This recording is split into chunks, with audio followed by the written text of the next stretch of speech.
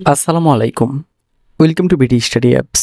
Hello প্রিয় শিক্ষার্থী, তো তোমরা যারা ডিগ্রি দ্বিতীয় বর্ষে রয়েছো, আজকের এই ভিডিওটি তোমাদের জন্য।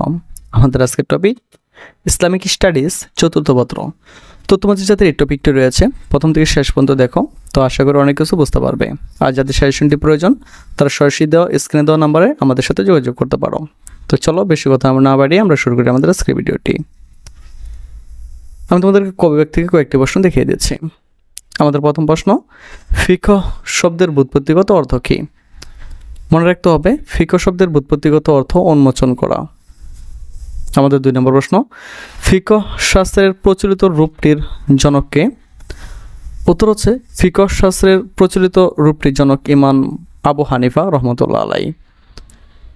আমাদের 3 নম্বর প্রশ্ন, ফিকহ শাস্ত্রের লক্ষ্য কী?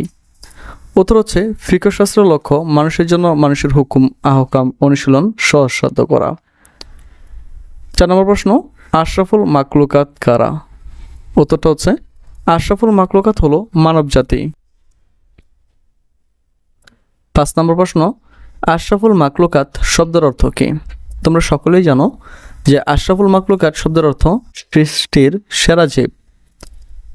6 নম্বর প্রশ্ন, মাযহাব অর্থ কী? উত্তর হচ্ছে মাযহাব অর্থ চলার পথ। আমাদের 7 নম্বর প্রশ্ন, মাযহাব কয়টি ও কী কী?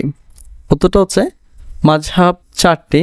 একটা হচ্ছে হানাফি, 2 নম্বর হচ্ছে মালিকি, 3 নম্বর হচ্ছে শাফি, 4 নম্বর হচ্ছে হাম্বলি। খাস বলতে কি বোঝো? খাস বলতে যা এককভাবে কোনো একটি নির্দিষ্ট এককের জন্য তৈরি হয়েছে এমনটা বোঝায়। 9 নম্বর হচ্ছে খাস শব্দের অর্থ কী? তো খাস শব্দের অর্থ নির্দিষ্ট। আমাদের 10 নম্বর প্রশ্ন, নস শব্দের অর্থ কী? তো নস শব্দের অর্থ উঠানো। 11 নম্বর প্রশ্ন, মুশতারাক কাকে বলে? মুশতারাক বলতে এমন শব্দকে বোঝায় যা বিভিন্ন প্রকারের একাধিক বস্তুকে বদলের ভিত্তিতে তোমার হচ্ছে শামিল করে। ওকে, তারপর দেখো ইজমা কাকে বলে? দিনী কোনো বিষয়ে কোরআন হাদিসের মূলনীতির আলোকে সমসাময়িক মুসলিম আলিমগণের সর্বসম্মত ঐক্যমত্যের নামকে ইজমা বলা হয়। আমাদের 13 নম্বর প্রশ্ন, ইজমা শব্দের অর্থ কী? উত্তরটা হচ্ছে ইজমা শব্দের অর্থ একমত হওয়া। এরপর দেখো 14 নম্বরটা, ইমাম হানিফার মতে ইজমা কী? তো ইমাম হানিফার মতে ইজমা হলো শরীয়তের কোনো হুকুমের ব্যাপারে একই যুগে বর্তমান মুহাম্মদ সাল্লাল্লাহু আলাইহি সাল্লামের মুজতাহিদ উম্মতদের সর্বসম্মত রায়। 15 নম্বর, ইমাম হানিফার প্রকৃত নাম কি? তোমরা সকলেই জানো যে ইমাম হানিফার নাম বা প্রকৃত নাম হচ্ছে নোমান। কিয়াস কাকে বলে? শরীয়তের পরিভাষায় কিয়াস হচ্ছে উদ্ভূত হুকুমের মধ্যে শাখাকে মূলের সঙ্গে তুলনা করা। তারপর দেখো কিয়াস অর্থ কি? তো কিয়াস অর্থ তুলনা করা।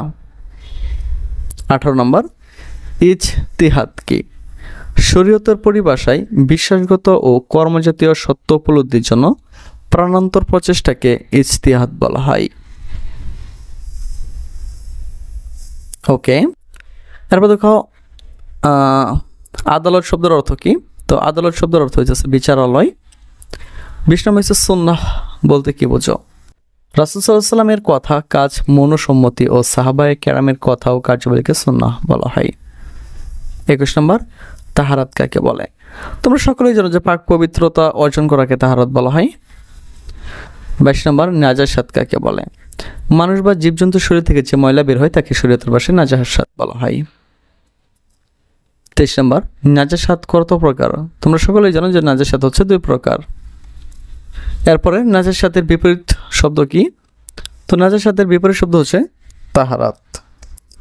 তো এরপর হচ্ছে নাজাসাতে হুকুমি কাকে বলে? নাজাসাতে হুকুমি হলো নাপাকীয় এমন অবস্থা যা দৃশ্যমান নয়। তারপর হচ্ছে ইস্তিনজা কাকে বলে? তোমরা সকলেই জানো। মিসওয়াক কাকে বলে? গাছের ডাল বা শিকড় যা দ্বারা দাঁত মাজা ও পরিষ্কার করা হয় তাকে মিসওয়াক বলা হয়। এরপর দেখো হাদাসে আকবর কাকে বলে? হাদাসে আকবর বলতে ওই সকল অবস্থাকে বোঝায় যার কারণে গোসল ফরজ হয়। অজু কাকে বলে? নির্ধারিত সময়ে পরিষ্কার পরিচ্ছন্নতাকে অজু বলা হয়। এটা হবে অজু। ওকে, অজুর ফরজ কয়টি তোমরা খুব ভালো করে জানো।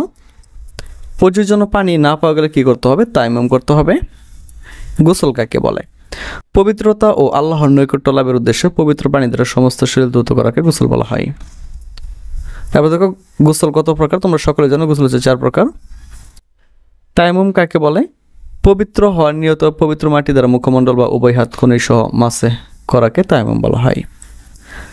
সালাত ইসলামের কততম রুকন? তোমরা সকলে জানো 2য় রুকন। সালাত কখন ফরজ হয়েছিল? সালাত ফরজ হয়েছিল নবুয়তের 10ম মিরাজের রাত্রে। তারপর দেখো সালাতের আরকান কয়টি? 6টি। এরপর দেখো হচ্ছে সালাতুল উস্তা কোনটি? তো আসর সালাতকে সালাতুল উস্তা বলা হয়।